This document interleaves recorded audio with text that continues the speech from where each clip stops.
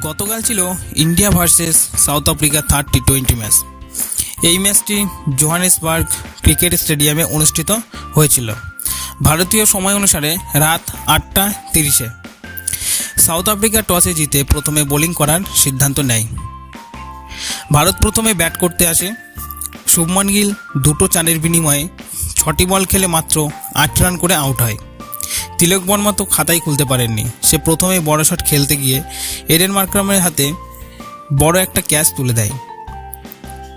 জয়সওয়াল 3টে 6 ও 6টি চারের বিনিময়ে 41 বলে 60 রানের একটা ঝোড়ো ইনিংস খেলে ভারতকে জেতার জন্য এক ধাপ এগিয়ে দেয় সূর্যকুমার যাদব।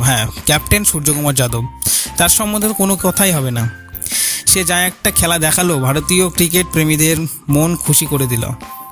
8টি 6 ও 7টি চারের বিনিময়ে 56 বলে 100 রানের একটি দুর্দান্ত ঝোড়ো ইনিংস খেলে। রিঙ্কু সিং 10 বলে 14 রানের একটা ইনিংস খেলে, যার ফলে ভারত 20 ওভারের শেষে ভারতের স্কোর দাঁড়ায় 201। আর সেই রান তাড়া করতে নেমে সাউথ আফ্রিকাকে নাকানি চোবানি খেতে হয় ভারতীয় বোলারদের কাছে। সাউথ আফ্রিকা 14 ওভারে মাত্র 95 রান করে অল আউট হয়ে যায়। ভারতীয় বোলার কুলদীপ যাদব, তার কোনো তুলনাই হয় না। সে একাই 3 ওভার করে 5টি উইকেট তুলে নেয়, যার ফলে ভারত অনায়াসেই ম্যাচটি জিতে যায়। তো ভিডিওটি ভালো লাগলে অবশ্যই লাইক, কমেন্ট, শেয়ার করো।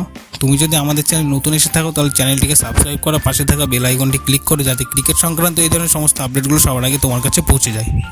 তো ভিডিওটি শেষ পর্যন্ত দেখার জন্য ধন্যবাদ।